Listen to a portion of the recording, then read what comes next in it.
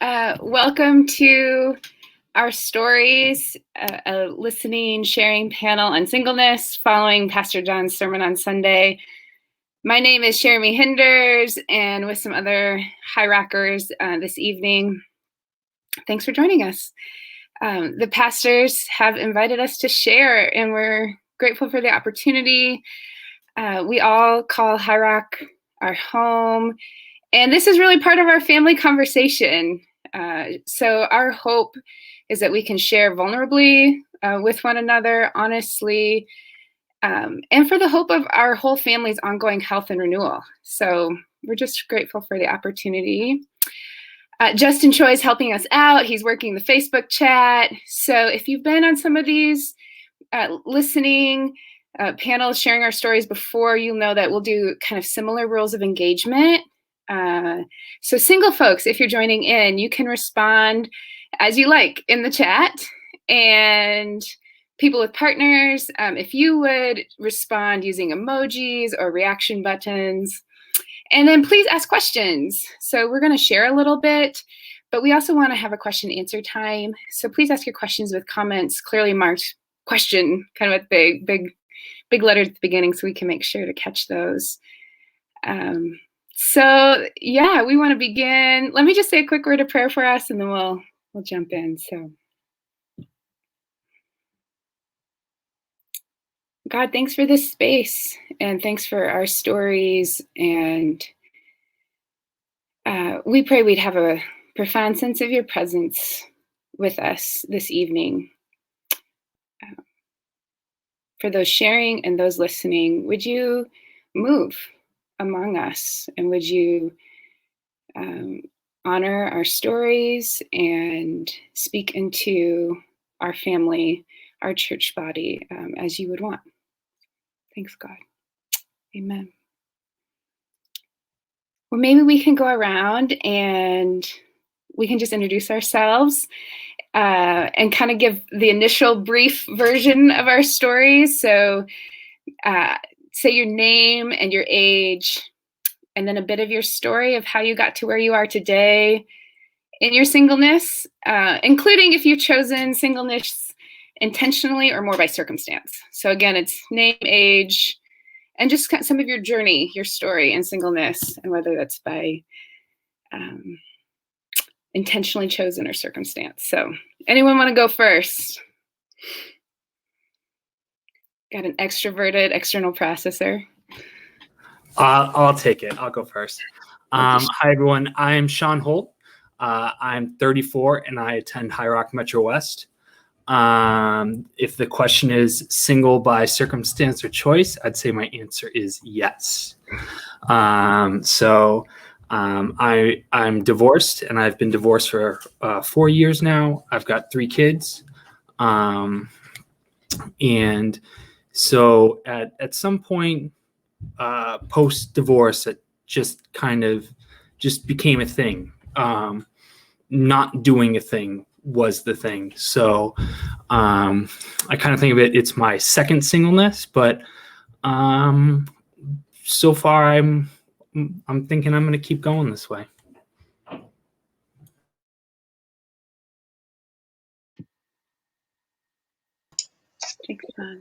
I can go next, I suppose. Hi, I'm Joy Huang. I have been attending Highrock Arlington since 2003. Before it was Highrock Arlington, I suppose. And yeah, I guess I would say I am single by circumstance. But more recently, I can definitely relate to Sean about, not doing anything about that, which kind of, to me, makes that a choice as well.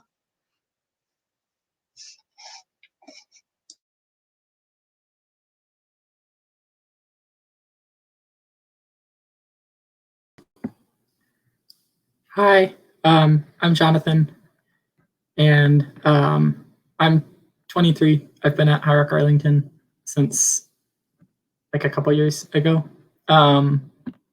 And I think for me, it's not that weird for a single person. Like, I don't know. I feel like I've been single not very long, but I have been thinking about it, and been considering this as a more intentional thing, even like since middle school. And so, yeah, that's kind of where I'm coming at it from. So yes, choice, I guess. Yeah.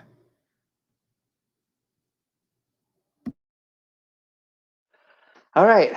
Hey, everyone. I'm James. I am 46-ish, almost 47. Been at Highrock since sound and light were made, which is since, I guess, 2001. And I guess I'll start off with, right now I'm pre-gaming for Black Day. For those of you who don't know specific South Korean or Korean traditions, but even though I'm Cantonese, dressed in all black, and I actually have my jjajangmyeon, which is the custom for single folks to eat on April 14th. Because they neither gave chocolates on Valentine's Day nor received gifts in March. So I am pre-gaming for that. In terms of the actual question, it's, yeah, I would say both choice and circumstance. So I think well, I don't want to go too much into the story, but I think, just a couple of years ago, just been able to slowly let people in about being gay. And so that's been a process. And now that, that whereas before I never really felt comfortable disclosing that or I don't know, that part of my identity, where the sort of the only choice or option was to remain single.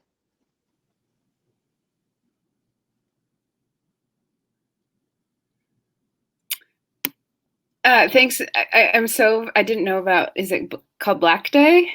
Is that what you said? Like, how fitting. Yes. Right before it. Yes. Yeah. February 14th is Valentine's Day. March 14th is White Day. And then tomorrow is Black Day.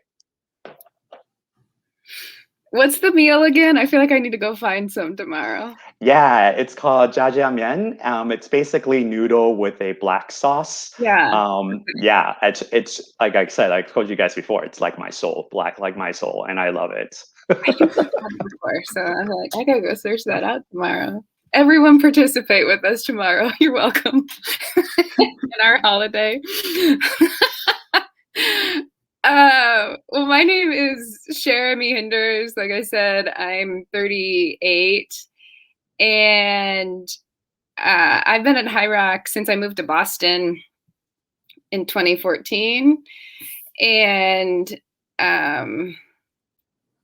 when I first heard that, chosen singleness or by circumstance, I think I was like, kind of, yeah, both. I would suppose you would say circumstance more. But there's definitely choices I've made along the way that have like informed it. So yes. And I could share more later, but I'm totally from like the school of, I don't know if you guys have heard of, like, my undergrad was, you get a ring by spring, and the MRS degree. So like you're getting, women, it's like get 2 degrees, get the MRS. So like I had some people get married during their college career, and some it's like the week or 2 or month after.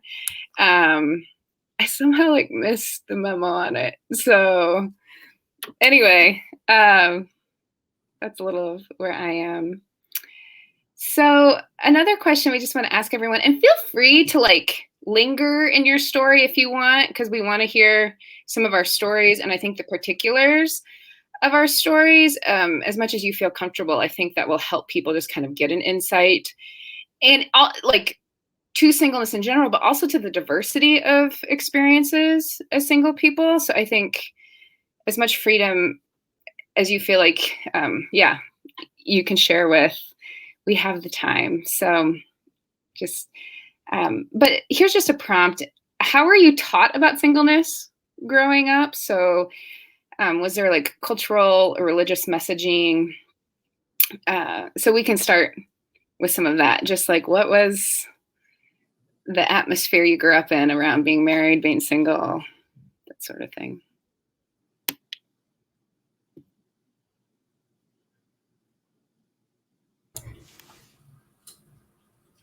I'm looking at James, looking at me. I think he wants me to go first. That was joy. That was all joy. So I grew up in the evangelical church, and you know, it's I think about it as like a family pipeline, right? Everything is centered around the family, from the time you're like 6 months old to going in the nursery, through Kids Rock, through, you know, the bigger rocks, as you get up through it, right? You know, and I don't want to talk bad about anybody, because I think that's all valuable, right? But it just it streamlines you right into a thing. And just in case you didn't get that ring by spring, then they have the young adult groups for, you know, after college, you know, meet with other singles, and then you go into the young marrieds, and then the married with kids, and the whole thing kind of moves along. And so I was a part of that. Like, I was as completely in that. And I went to a public school, but I still managed to meet my future Christian wife there, and we got married a year after college. So because that was just like what you did, you know. And I guess it's not necessarily that everyone's like, oh, you got to go get married. It was just, there wasn't even like, that's just what you do, right? So it was just like, oh, this is the path that everybody goes. And so one of the things that's been interesting for me, being a part of this for like the first 30 years of my life, and then falling out of it, is to see all the people who have been marginalized by that pipeline, you know. And so I feel like I'm also, like I was a part of it. It's corporate sin, you know. It's not that anybody's doing anything wrong necessarily per se, you know, but I participated in that. So now I've noticed, not only as part of this marginalization, but I've noticed other marginalized groups too. And I think that part's been really, really good about it. Yeah, Sean, I feel like, you know, when you're talking about the sort of the factory line, right? The pipeline or the chain, right? For me, it's, you know, even, you know, presenting as heteronormative, that's at some point in time, maybe it was the loss of my hair, I don't know. There was a James-shaped hole in somewhere along that pipeline that just bloop. And it was just like, well, I'm out of the pipeline, you know. Story time, you know, since I'm really older than Mumra. For those of you who are Thundercat fans, that when coming into Highrock at the, you know, as a young adult, gosh, 20 years ago, 15, 20 years ago, you know, there was a culture of, you know, the kind of like the young adult ministry was kind of like matching people up, right?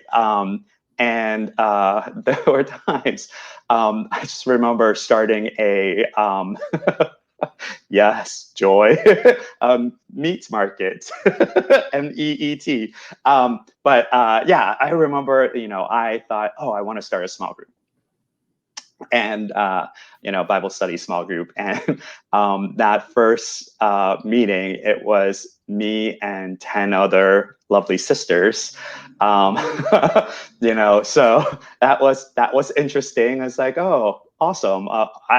I'd love to run a women's Bible study. That would be great. And so there were plenty of opportunities, right? Like another time it was during I think it was one of the brothers appreciation dinners. And it was just when we've moved to Arlington. And I think I was, had night classes. And so I didn't get there until everything started already. And,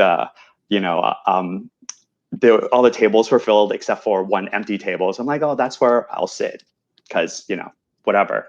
And then again, these sisters very lovingly said, James should not be sitting alone. So I am there with myself and a table of other lovely women, and getting death eye daggers from some of the brothers.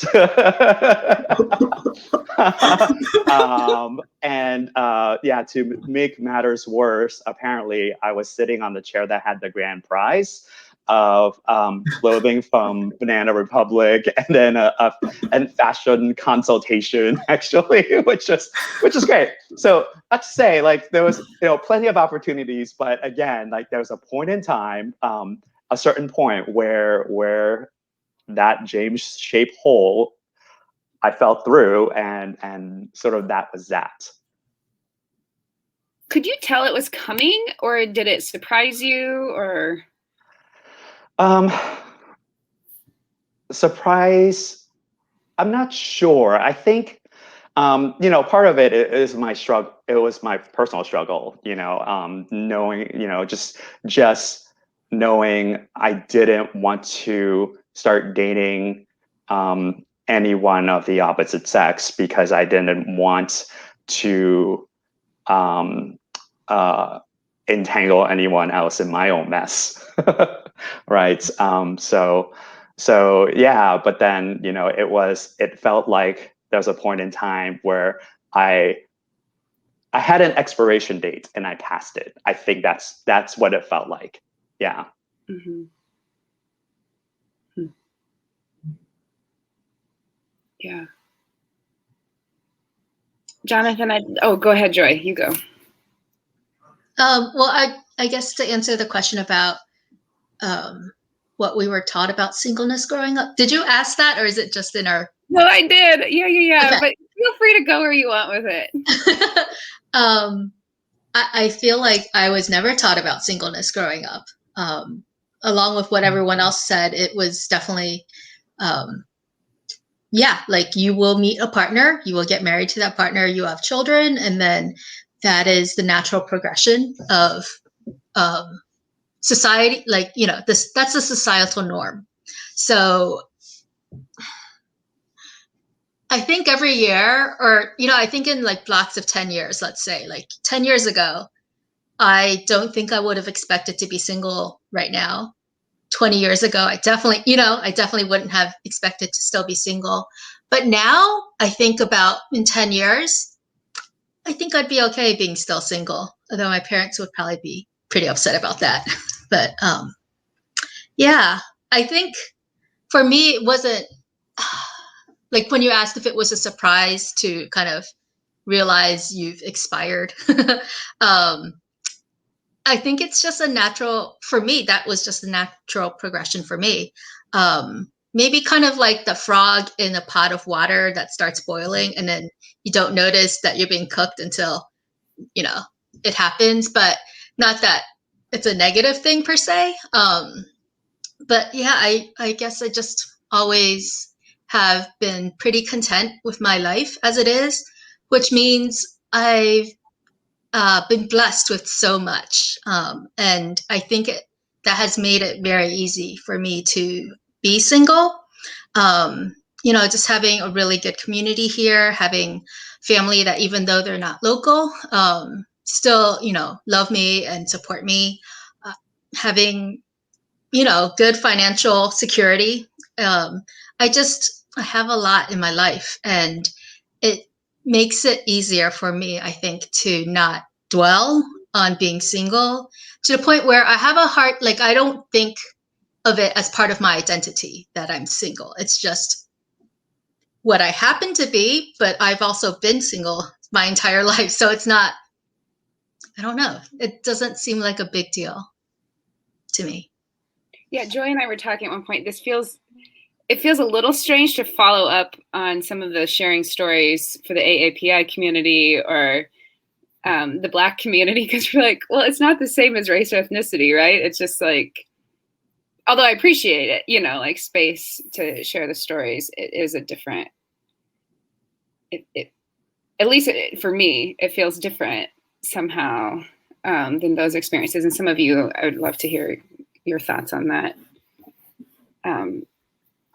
Well, it's not blatant, you know, but I think, you know, last night in our pre-gaming for this, or pre-chat for this chat, talked about, or at least for me, internalizing this question of what's wrong with you, you know, and it's not like, yeah, and so, you know, someone has said that to me in the past, way in the past, right, and saying it half jokingly or jokingly, right, and you know, in terms of being single, but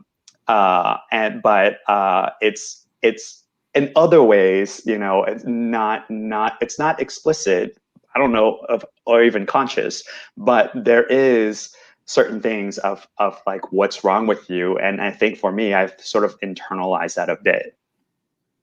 Oh yeah, I've had like someone back in my hometown be like, "You're still single," and then poor thing, and then she's like, "And you're not even ugly."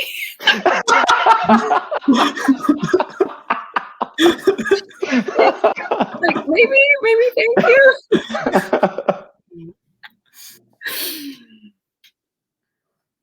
Jonathan, I would love to hear yours, and also just like, okay, a middle schooler thinking intentionally about singleness. Could you just like go into that a little more? Like, Yeah. So curious. And I don't know, I don't have like a specific date on this, but I know that I did a course. At the time I was homeschooled, and I was doing a course in like church history.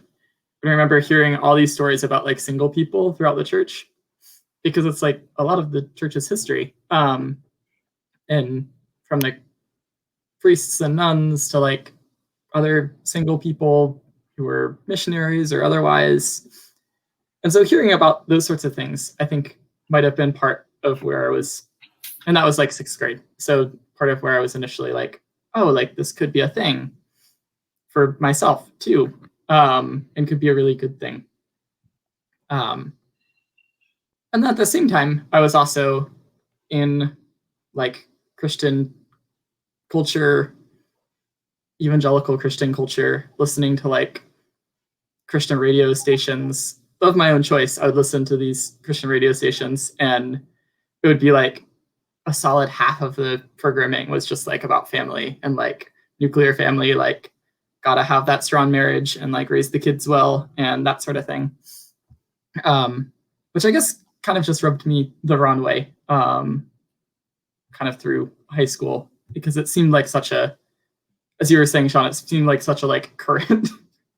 And so I remember like when I was going off to college, I went to a Christian college that did the whole like Ring by Spring type of thing. And I remember talking with someone like right before we started. We were doing like a wilderness orientation thing. So we're out in the wilds and we're talking, and one of the, like, he was a staff at the school, and he brought up something about like, oh, like, because people were already trying to like pair off type of thing.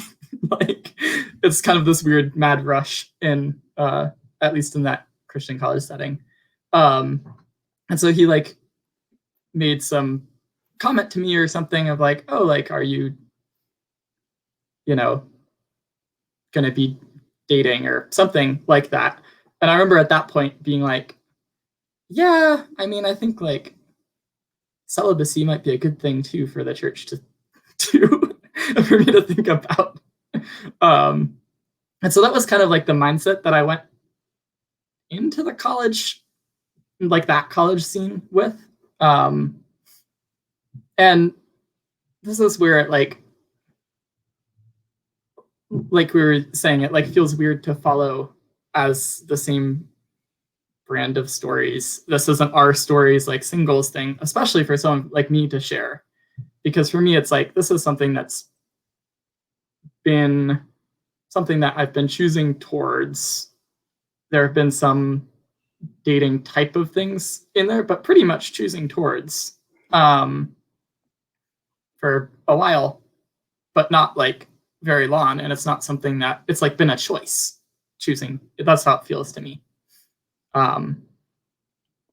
But yeah, so I guess in thinking about like that college time or other times, I think that there was a pull in one direction, and at the same time there were people that were saying, well, actually there's a singleness thing within the church.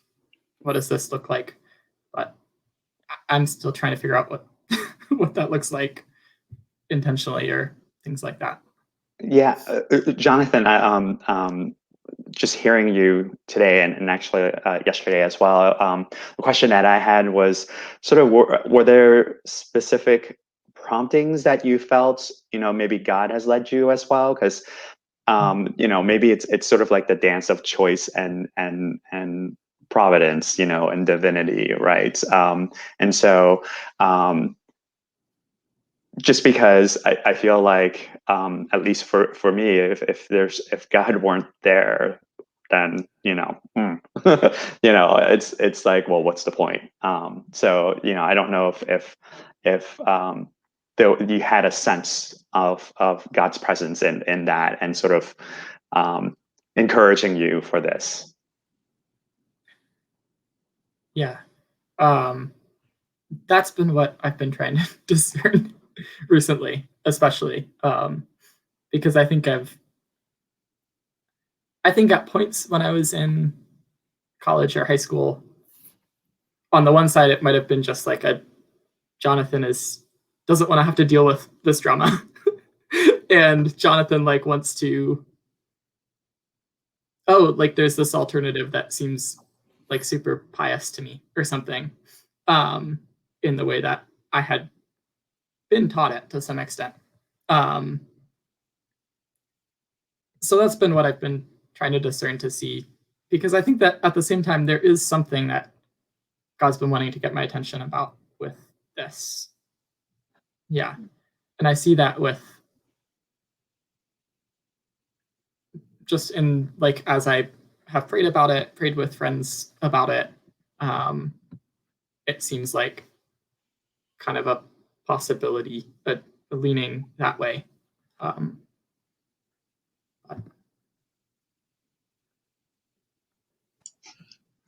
I don't know wish. what were you going to say, Joy? I wish I had learned about singleness, or that you had someone like you had been in my life when I was younger, just to learn like, oh, hey, it's a thing, and there's no shame around it. There's no stigma around it. It's a thing that's been endorsed by God. Because I never learned that. Mm-hmm.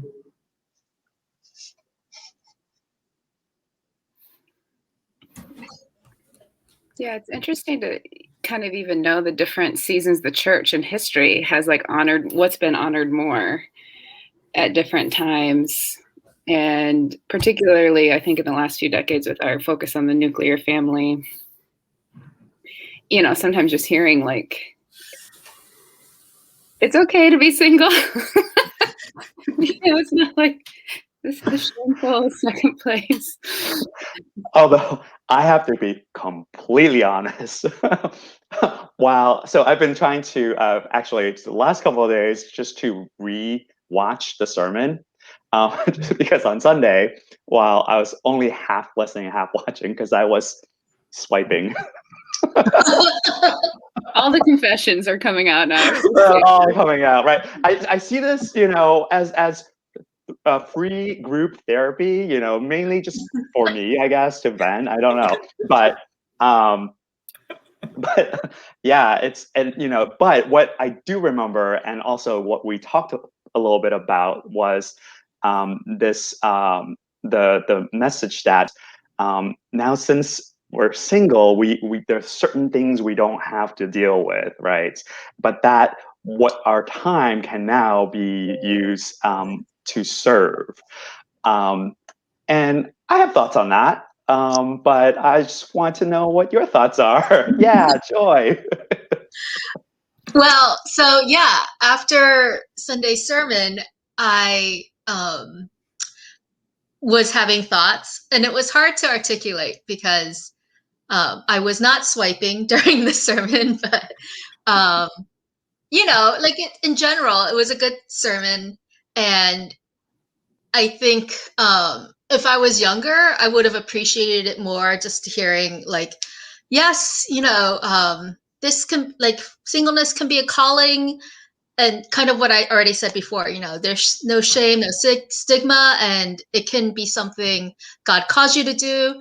But then, sitting on it a little more, I just kept thinking like, well, all the examples that were given was just like, yes, if you're single, then you can serve others more. And it was rubbing me the wrong way. And then I was like, well, am I being selfish because that makes me feel weird to think that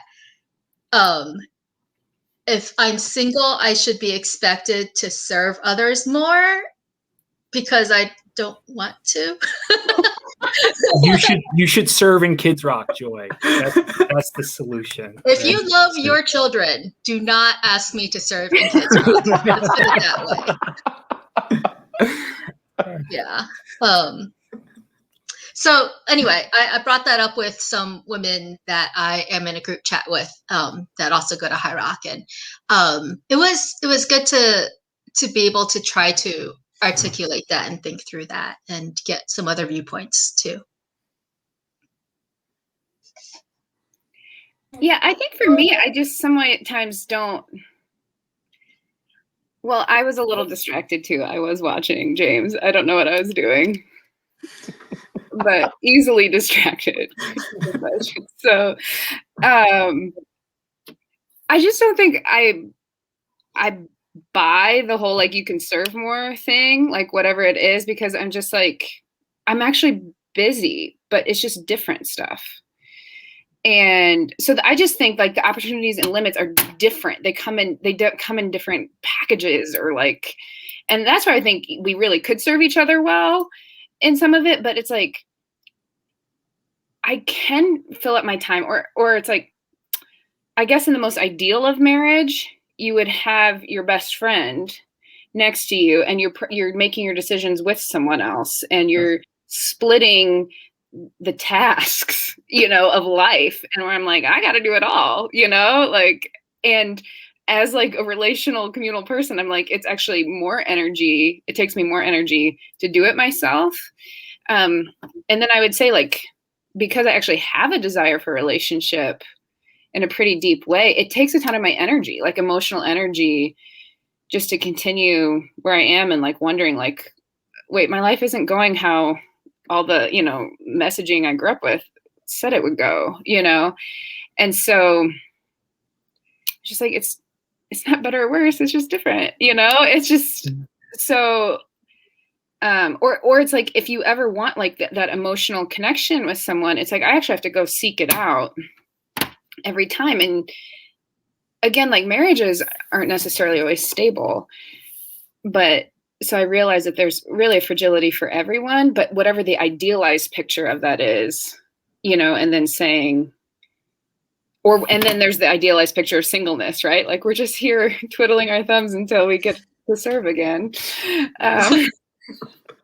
Right. There's a on and off button, right? Like the off button, right? Yeah. Like, oh, bring out the single servants. Yep, exactly. So. Yeah, When I was paying attention, it felt I felt a bit anxious and stressed and a little resentful as well. Just because there's life is still happening, right? So personally, I think I'm gearing up for when my mom retires and she's going to be moving in with me, and that's like a huge thing. But on top of that, like I need to go house hunting, to find a place where we're not going to drive each other crazy. So like all of that, and then work stuff, and then as I'm swiping, right? Left, right, left, mostly left. Hearing, you know, about now you can serve, and I'm just like, oh God, where is my Patrick? I need Schitt's Creek reference for those of you who don't know, but yeah, it's like We're giving you oh. shout outs. You know, because yeah, talk about sharing of responsibilities. Like, yeah, you know, it's because right now this juggling so many things, and I don't know how long, you know, I can juggle. Yeah. Yeah. Sean, you have thought? Yeah. Well, in terms of not listening to the sermon, I'm not going to like throw anyone under the bus for like reusing sermons, but I may have heard this one a few years ago.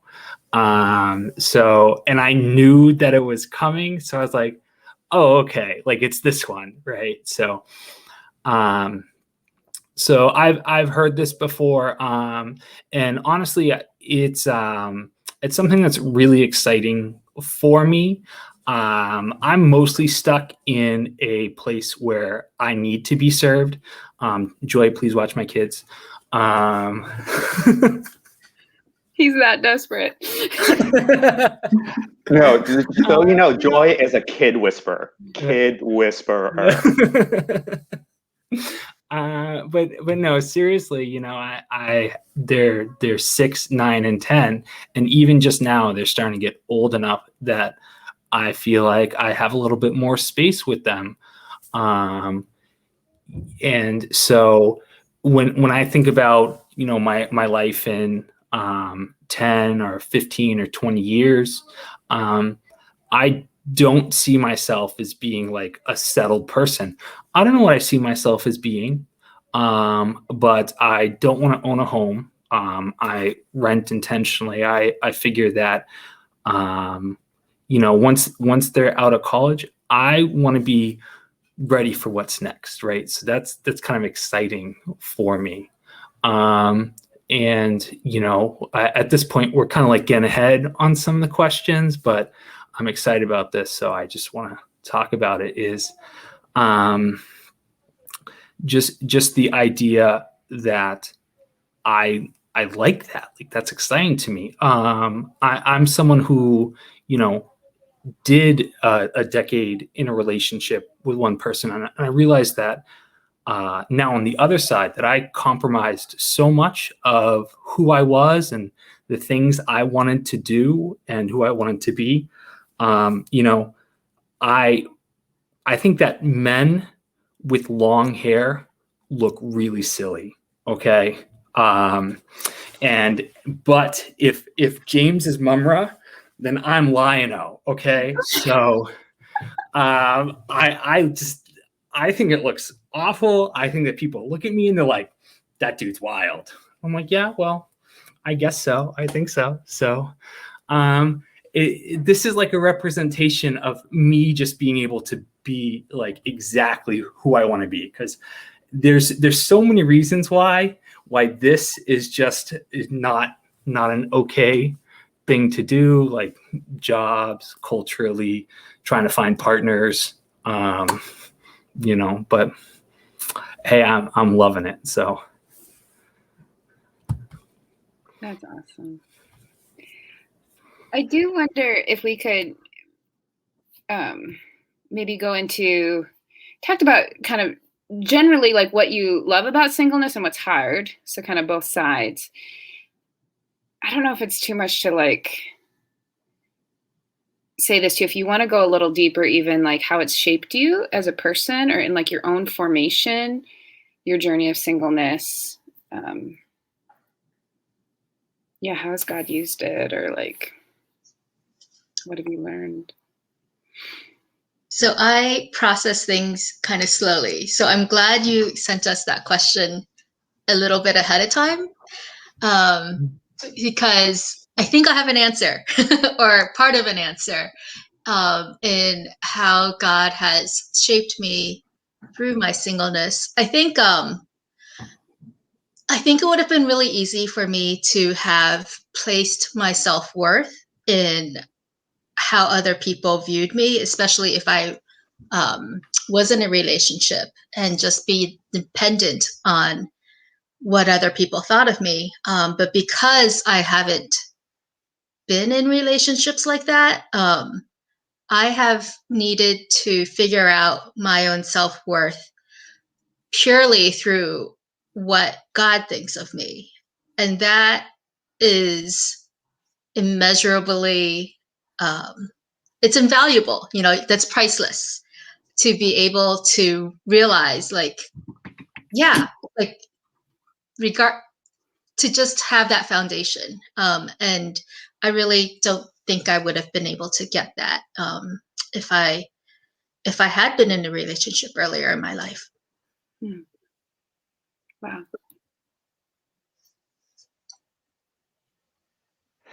It's hard to say. I think for me, it's both not angry with God. Like, I'm not angry. I'm just disappointed, right? Or anything negative. But I feel like my singleness is helping me keep the conversation going with God. And again, it's totally tied with identity of being gay, and it's just the grand question that I've always asked myself from time to time is that if I that I would ask God in cycles, is like, if God gave me a choice before I existed to remain in his imagination or be in this corporal reality, what would I choose? And even now, I'm just like, I want to stay in your imagination, God. I don't want to be here. For Buffy the Vampire Slayer fans, like season 6. I'm just amazed by your That's show like, analogy. I am basically season 6 Buffy. But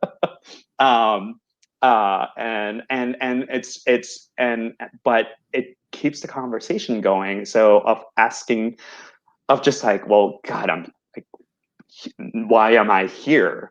And then also another question that's sort of been creeping up and thinking about is kind of like, James, do you love me, and how much do you love me? And I feel like if there were another person in my life, I don't know. It's just like, and I feel like that might be a struggle that a lot of married folks, right, or or folks with kids, like, if there were an actual situation where you had to choose between God or like your wife, your spouse, your kid. I know in the Bible, scripturally, there's an answer, but really, and in some ways, I'm just like, okay, well, because I know the answer would probably be not God, honestly, right? And so, and I don't know, and kind of know like how I would feel about that. So which leads to conversations, and so yeah, I feel like this sort of keeps the conversation going between myself and God. Yeah.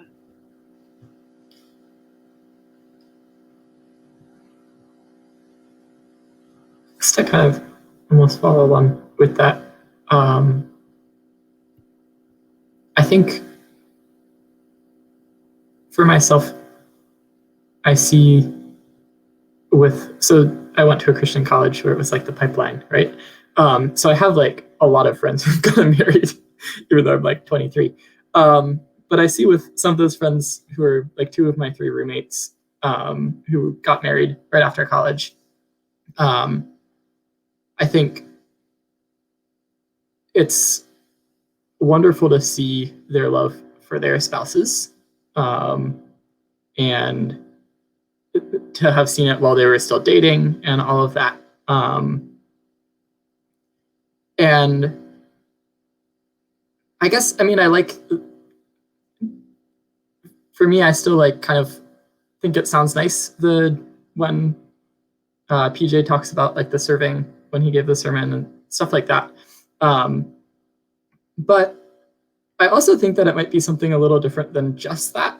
Like, I think that is the go-to with singleness, because I think some of these other aspects of like, what is your kind of direction of vision almost, and like energy, and not in just like a time and service sort of way, but like in a life way. I guess I have seen that already be different for me. I've been able to do different things and like be involved in, I don't know, being in prayer with God and other people in different ways and just in a different direction than it would be if I was like, oh, I have this girlfriend or spouse or something like that. And I mean, that's like with all due respect to the people that I was like rooming with who are married, or other people tons of people that are married. But it's just like, I think it's a little bit different of a perspective, because like it's a part of life. And I don't know what that looks like exactly, but it feels like there can be a certain freedom for myself, I think, in that.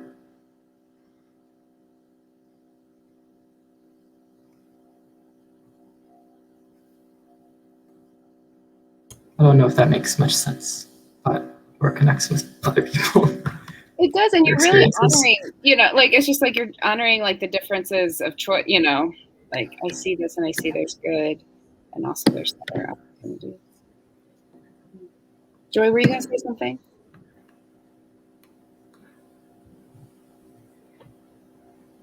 It's just a really, really heavy thing to follow up with.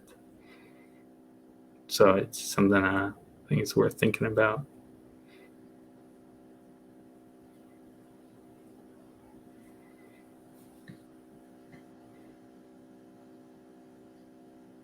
So I guess maybe a question that I have is if there were a sliding, if you can turn back time, or if there was a sliding door, or what do I say? End games, right? Going, the time stone, right? Going back and let's start a new reality. Would you do it? Would you start a new reality? Would you take an alternate path to where you are today? And maybe not be single.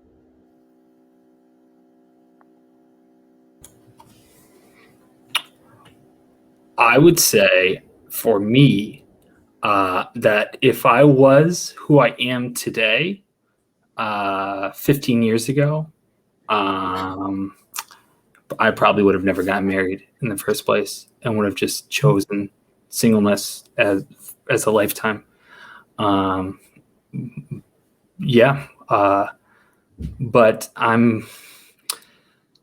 if I had to go back and like redo it again, I don't know. I don't like have regrets about it, but I'm very happy with who I am today because of who I was and everything I had to go through to be here today. So I hope that makes sense. I mean, time travel's really weird. You'll end up in like a Terminator 2 loop. We got to get in as many of those 80s, 90s references as possible. Like, yes. I don't know. I think for me, every once in a while, again, I have a hashtag, or it's like, let me be the cautionary tale of what not to be. Hashtag. Yeah, and I don't know. I think it could be, if I let people in earlier, I think that's maybe something that I regret. And maybe, I don't know,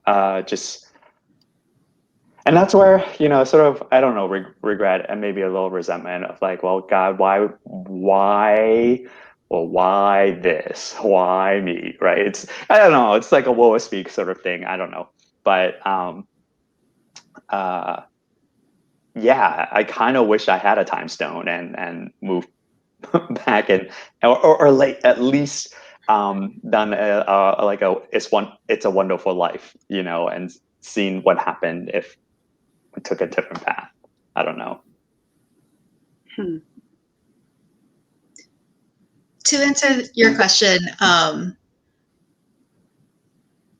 think it goes back to the fact that I'm single not because I want to be and not because I haven't tried not to be. I'm single because no one else has tried to make me not single. And I can't affect that. And that's something I accept. So I don't know. I mean, I guess if I were to say, yeah, to go back in time and change something, that would mean changing who I am at my core in order to be more liked or something, or more attractive or something like that. And that's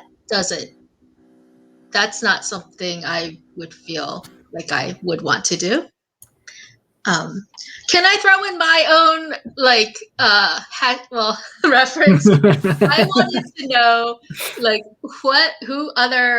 which other single people in history or in fiction or whatever you guys admire or look up to, because mine would be Captain America until the very end of Endgame, because he was single that entire time and he had purpose and he was able to do what he needed to do, and he was single and it wasn't an issue. And then I don't mind that he was, hopefully this is not a spoiler for anyone who hasn't watched Endgame yet, but Spoiler, I don't mind he that he pulled got what Nate together did, with Peggy right? at the end. Like, I'm so happy for him, but I think it was awesome that he was able to do like 5 movies single and be a badass.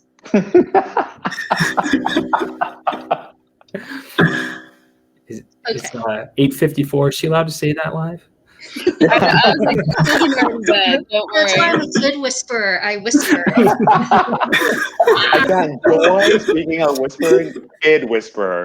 Perfect whisper. Great with kids.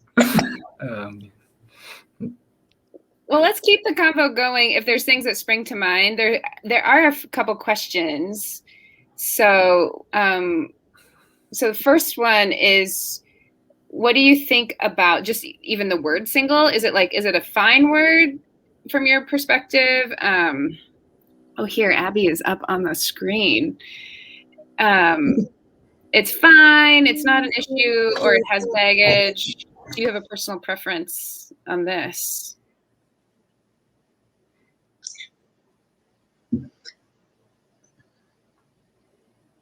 I'm fine with it until there's like a spotlight on it, which makes it seem weird, I guess. Because there is a societal stigma. But, it is also a definition. It's, 1, 0, black, white. So. Unless you're Schrodinger's cat, you're both dead and alive. But to the I gotta watch more movies. I just gotta yeah, like again, to sort of piggyback on Joy's response, it's not necessarily the term; it's how people react to the concept, right? I just remember, in Highrock's past of sponsoring and setting up a speed dating event, and how the married couples or married folks are like, we want to be spectators. And you're just like, so we're servants and we're your entertainment. Great. Although, actually it was kind of fun. It was really fun. I had James did a great job. Yes.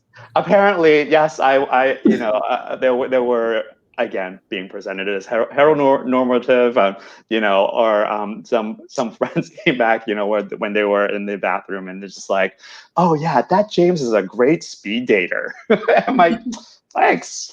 Little did I know there were 3 Jameses. But that narrows it down, down to like, now 33% of being, whatever. I prefer when I explain my singleness. I don't have an issue with the word singleness, but I think it only implies that you're not coupled, right? Not that you're choosing to not couple. So I like to explain that I am either celibate or abstinent and have no intention of changing that, right? It's because it adds a certain amount of intentionality to it versus what we culturally think about as single. That's interesting. Yeah, I would follow along with the celibacy is a good word too. I don't know if I would, like for myself, I don't know if I would even say that I am celibate, though I would say I'm single. If I was to like make some vow before God in the church, then I'd be like, okay, not celibate. It hasn't happened. Right, like if you're a priest or something, you actually make the vow to celibacy. Yeah, but I don't know. I think single is okay. You guys. So I agree. It's not like an exact word choice. And people are like, well, weren't you married? You got kids and stuff. How can you be both? I'm like, oh, second celibacy, like something, but.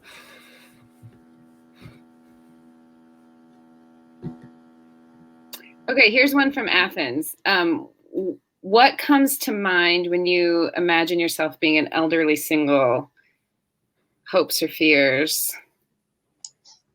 I'll take that since that's happening to me. Oh, next week, right? Looking California, feeling Minnesota, people. I'd say I think it's the scenario of like, I need a life alert kind of thing and there's no one around, right? Or that's your last breath, before you leave this mortal plane is your pet or your looking very hungrily at you. But with that in mind, I have fern. I don't have fur babies. I have fern babies. I only have plants. And I am completely fine with that.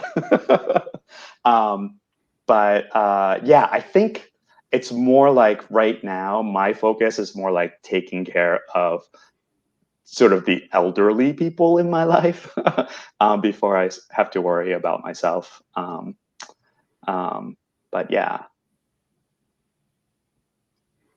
I think this is one of my like bigger fears. So even some of my married friends, I'm like, well, a lot of married people, most married people will be single again at some point, or at least probably half of the, at least one of the spouses.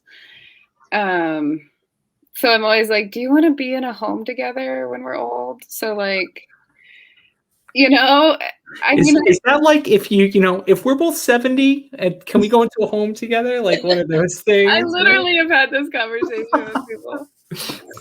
You can sign me up, right? When we're both 70, we'll go into the home together. Yeah. And yeah, what is it? Independent living, then assisted living. Like I'm just gonna graduate into it.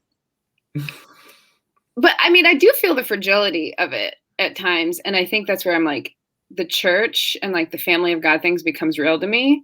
And I'm like, are you going to be like, I actually need it. Mm-hmm. Like like the church being a family and the body of Christ. I don't know. I need it to function that way. and someone, you know. So I think, so it becomes important to me when people are like, you're part of us, we give you the key to our house, or your auntie, or, you know, that takes on like another level for me. Yeah, so I think I can get super teary about that, like pretty quickly, thinking about like, oh, what will I have for family, you know, in 20 or 30, 40 years. And I'm like, yeah, I don't know, I'm just repeating though, but that feels significant. I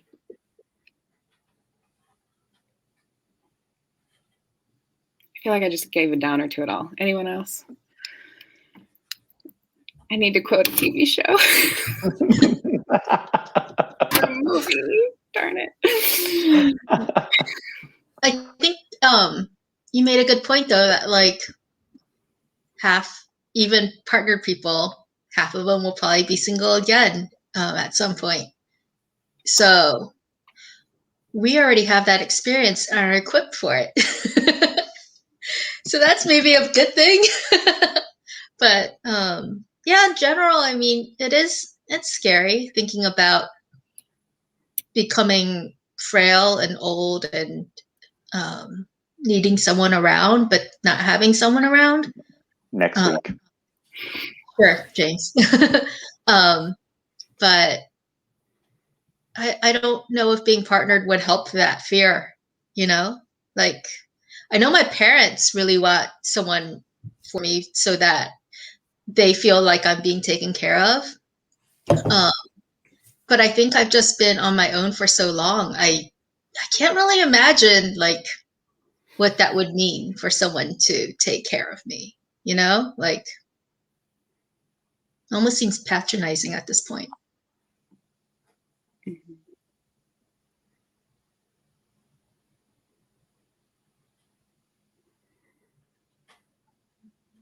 Jonathan, in your 23 years, have you thought about the... I guess for me, I've thought of it as like I would hope that, well, I think for some of my life, I've just been like, oh, like I'll be dead by then. Just like something will happen. Not in the like super morbid sense, although I guess it is dead. But I think I've also thought of it as like a like that is where community needs to come into play, and if that can happen, that'd be great. I mean, community needs to come into play now too.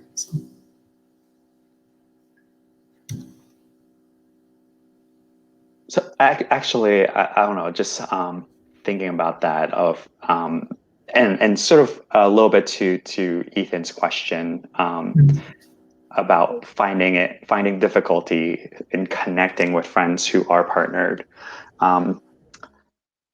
or actually anyone, or at least maybe it's just me. Again, maybe it's just me. So I'll just preface this again: group therapy for me. That's yeah, I feel like I shut down more the you know, as the circles decrease. I don't know if that makes sense. That it's easy, like it's easy to talk to a group. You know, I think public speaking, I think I've gotten okay with and be more vulnerable. But sort of friendships, closer ones, like there's a point where I feel like I create a wall because I don't know why. And maybe it's because I've been single for so long. I don't know what it's like to let other people in even more. Yeah, and I'm not sure I have a resolution for that, or yeah. And you found, did you say over time, it's like the wall, you realize this wall has gone up? Right, yeah, or maybe like gone thicker, you know, that there is you know, in some ways, kind of like to what Joy has been mentioning, that, you know, I don't, yeah, it's like this has been my default me for so long. What is that going to be like when there's another person constantly around? You know, like, Maybe we're just misanthropic people. And that's okay. Yeah, I think, was it psychopathy or sociopathy? It's like one of those. Oh no. Probably. I mean, I guess for me, I'm just like,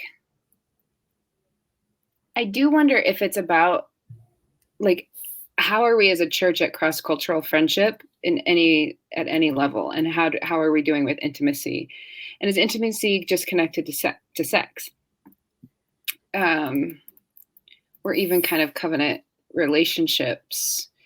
You know, you look at the book of Ruth, and I'm like, the really amazing covenant relationship is Naomi and Ruth, and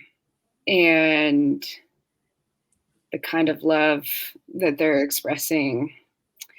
So part of me just feels like, are we anemic in it, you know, and that we don't have kind of a full picture of what intimacy can look like, and that we're scared of it? Like, is it an over-sexualized society? Is that how it's creeped into the church? And I'm just kind of asking those questions because we all need to deal with our sexuality, you know, and I know that's not everything that what a marriage is, but it's a big thing. But it's like, we all have our limits, right? Whether it's chastity or fidelity to one person, we're all having to steward that. And there really are full on limits and full on brokenness in it, you know. And I think for me, it's been some of my theology kind of expanding and saying, oh, like, even communion is my favorite part of Sunday mornings when we used to get together. Now I take like an almond. I'm like, this isn't even bread, Jesus. I'm sorry. This is a nut. You know? And anyway, but it was my favorite component because I was like, it's the idea of like, oh, Jesus' broken body is given so that all our broken bodies are welcome in. And the diversity of brokennesses that are there, it's like somehow this unity of his body is enough for all of it. And I'm like, just that, like, to me, I'm like, it's okay, whatever my story is and whatever your story is. And that this is the place that any of those stories, all those stories can belong. And so I've needed some of that. Like, I actually need the Christian story. I need its worldview. And we need to say, like, we've all got strengths and weaknesses. We've all got gifts, you know, and opportunities and limits. And that is just, they're just different ones. And that's even some of my coming to Boston, you know, like I had 3 reasons. I mean, one was education, one was like a professional kind of development experience, and the third was just relational diversity, because I'm like, I'm again, like, aging out of what I felt like was acceptable. And that's not totally true. There's single people in the Midwest too, but like, you know, I wanted a bigger city. Like, there's gotta be a couple. My dog was single. Anyway, so I don't know where I'm going. Now I lost my train of thought. Anyway, anyone want to piggyback off that? I think maybe you guys are better at it than you realize, because, you know, one of the things we've talked about Highrock before is making space at the table, right? And you know, the space at my table was my wife and 3 kids, right?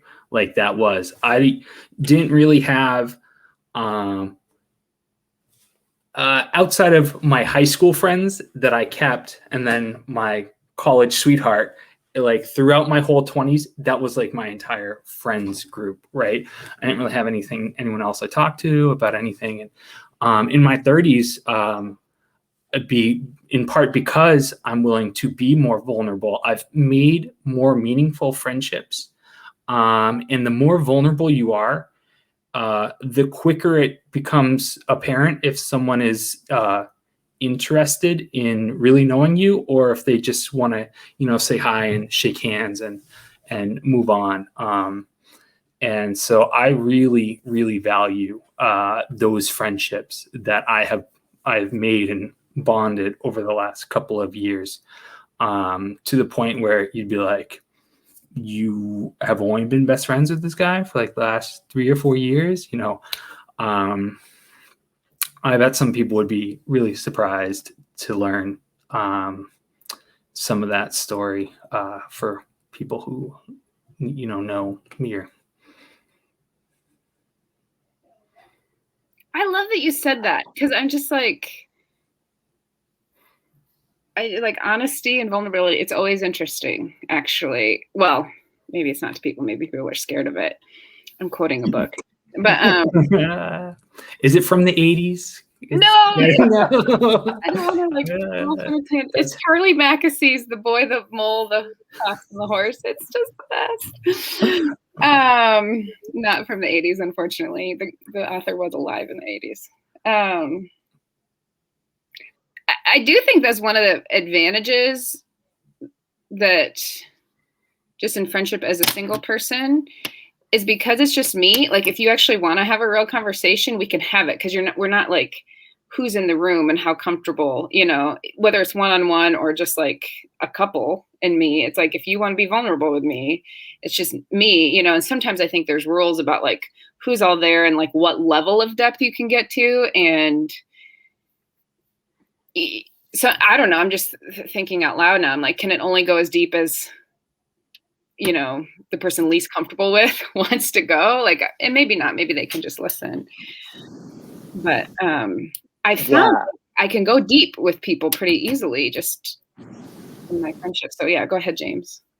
That's sort of a question I have, and it's sort of always in the back of my mind of, oh gosh, where I don't want to venture into any gray areas at all, where, and maybe that's why the wall exists, just being, I don't never ever want to send the wrong signals, or make sure when I'm sending the signals, it's actually a signal that I want to send, right. And yeah, I think it was not at church, but at when I was a grad student at school, there was a kind of messy situation because, it's just felt, this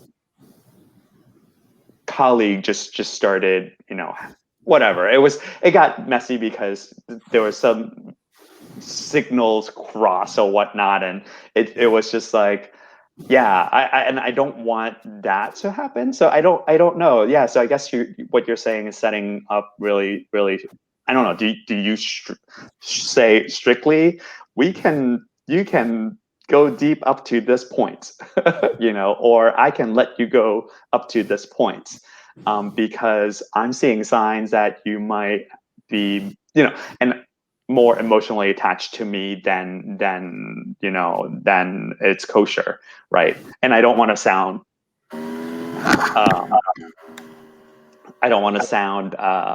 what's the word, like, egotistical, but at the same time I don't want to let that happen, right? Yeah, I totally agree with you. And I think like we need to help each other out, right? Because there's sometimes it's like we need healthy boundaries helps everybody, right? And it's like if I'm off on something, like I need others to help me, right? Or we don't know where people's kind of weak spots are. And that, so like for me as a single person, it's like actually cross-gender relationships and friendships are important. But I know for me, I'm like, okay, if you're married, especially if you're married and I'm talking to a guy, I'll always mention your wife. Just so like, and I do it naturally. So I'm not like, hey, I know you're married, so it's not weird, right? But I'm just, because I'm like reiterating in a little way, like I know the boundaries, like, and I'm just saying, here's where they are, or like I have a really good single guy friend. We don't like each other at all. Like everyone wanted us to be together forever. And we're like, no way. And so we just have a joke about it, right? And every time we talk, we kind of have like, you got to slip the joke in there at some point. So you're like, yep, that's where we're at, and we both feel it. So part of me is like, and I think everyone kind of needs that, but I realize I'm like, oh, I just need to offer that to people at times. I don't know if that makes sense. And I try not to be awkward about it. I feel like you got to put the Holy Spirit right here as well, right in between. That's why you need a big old Bible. Put it in the middle. That's right. Large print. I struggle a lot with that actually as a primary caregiver for my children as a man, because I don't get asked on a lot of play dates. And I don't think it's on purpose, but I think it plays into that like heteronormative relationship thing. And when I have play dates, it's with the other dads. And when I hang out with married couples, it's boys' night out, right? And I've just realized, like, outside of my small group, I don't really have any women at Highrock that I talk to outside of like seeing them at church, so which has been basically none over the last year. And I don't think I don't think that's healthy either, right? To just be like completely segregated, or like, from 48% of the population, excluding like the very few that I do know. Yeah. So it's like the church, like, how does the church learn to do healthy relationships kind of across all the diversities so that... I don't have any good ideas. I just have complaints. You got to start somewhere.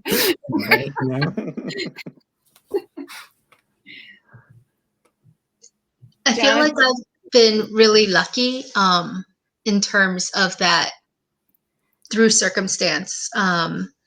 I came to this church when I was in a younger, more open season of my life to make friends with people who were also single at the time across different genders. And most of them are now paired up, and most have left. But the ones who are still here, I've been lucky enough to continue those friendships. And because of the length of time, they've grown deeper and stronger. And my parents want me to move out to California, where they and my brother and his family are, but that terrifies me because I do have such a strong community here, and I just know that without a partner, a built-in partner for me to uproot my life and to move across the country, even though I have family and actually a lot of friends over there, it won't be the same, especially at my age, and that I can't imagine doing that. To the point where I have told my parents, if you really want me to move out there, you got to find a guy for me out there. So that'll probably put the kibosh on it. Put it back on them. Okay, Yeah. We have a couple more questions, and then we'll leave kind of the last few minutes for any final thoughts. So 2 more questions we'll try and get in the next 5 minutes. One from Kevin Chang. What would be your message to our youth or young adults who are starting to think about relationships? Wisdom from our James, since you're like next week going to be right in the rocking chair with my what's your wisdom, man? That older people may be just old and not wise at all. And not what? And not wise at all. They're just old. I don't know. I'd say, to the young adults and the youth, like you've got a brain, like and you hopefully can assess your relationship with God. I'll fall back as the default there first, and then and sort of the choice. I think, like, going back to the very first question, it's some way circumstance and choice, right? And that so there's still a part of it where you can choose and decide. Yeah, so not a straight answer, not a straight answer at all. I think I would tell 25-year-old me that it's possible to be single when you're older and still be content, still be happy, still have friends, and yeah, still be having like a really great life. I just like Jesus' story. I'm not a pastor, so I can kind of just paraphrase this however I want, but this is how I think about it. Okay. Jesus gives his answer about what it's like to get married.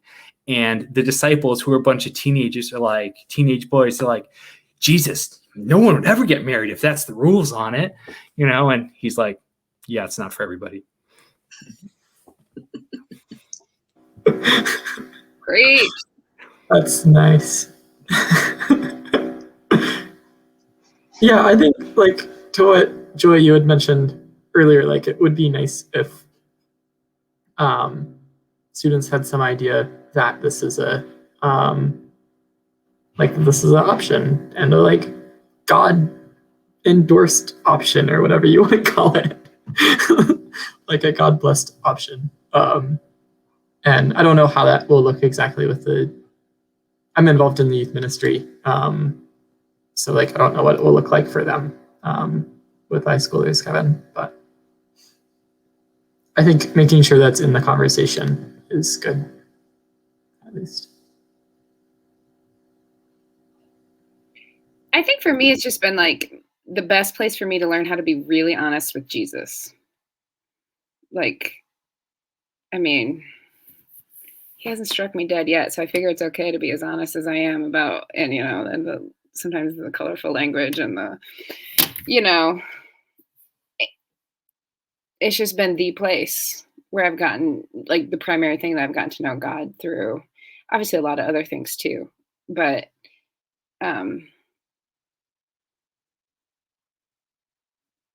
so, and I would just say God has such a big vision for you with your life, things to discover.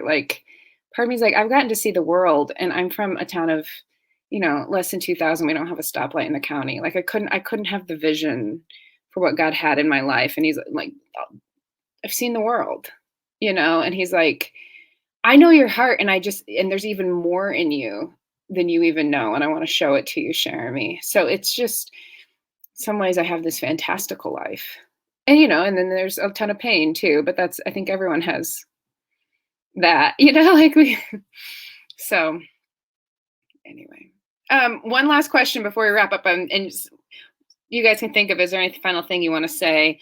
We did have a question. There's kind of the pressure to get married, but do any of you feel pressure in the other direction to not be married and stay single? Is there any kind of pressure you've experienced?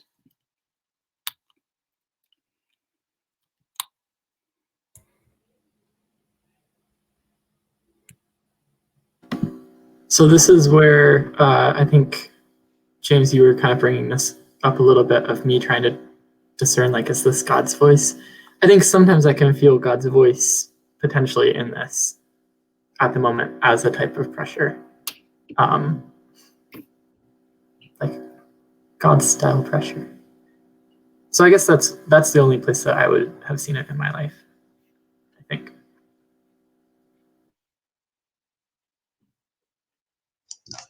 I think if there's any pressure, it's just pressure from myself, because I do really love my life as it is. And I guess it's kind of more fear of the unknown.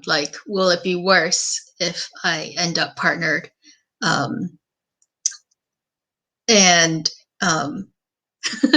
Yeah. I saw Athen's question, and I wanted to answer it just a little bit too. He was asking,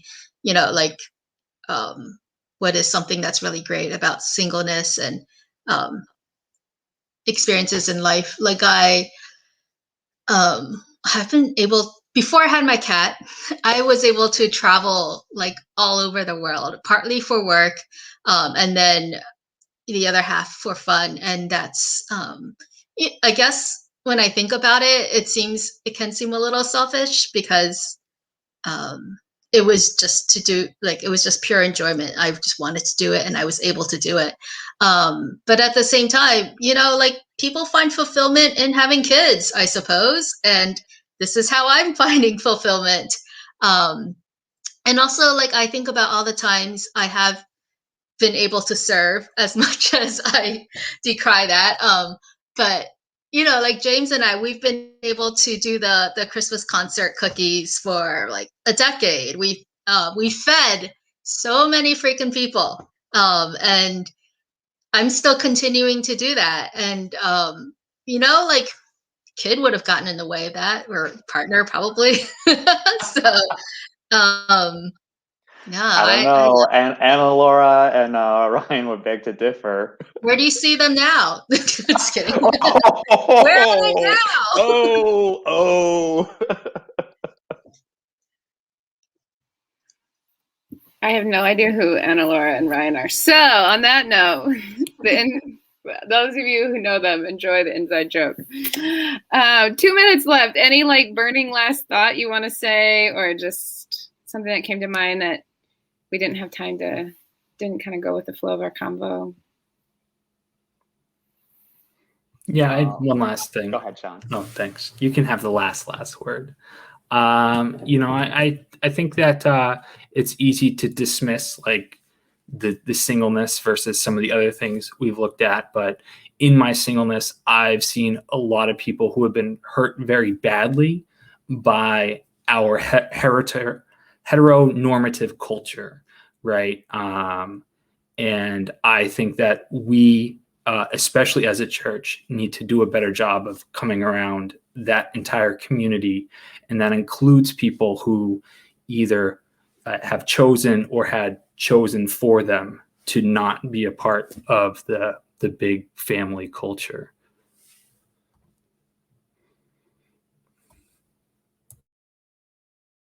I can't follow up that, Sean.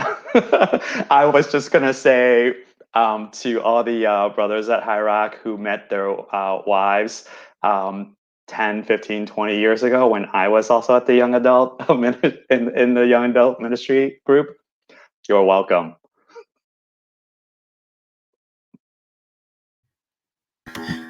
Well, I was going to say, Sean, what you said was great. But I was also going to say, a lot of the like cultural references that have been from like the 80s, I think they're hilarious, but I also don't know what you guys are talking about. So just wanted to confess that in the open. Way to make us feel old, Jonathan. Next panel, old people. See you next week. We probably do need that in our youth-driven society. So, well, thanks to you all. Thanks for everyone who's been on Facebook. Thanks for the questions and just listening. And I'm grateful just for the opportunity to hear and to pay attention, to give voice and space for this. So, yeah, I don't think we're perfect at it, right? But we're trying, and I think that's what we can hope for. So yeah, blessings to you all on the rest of your evening, and thanks for showing up. Take care.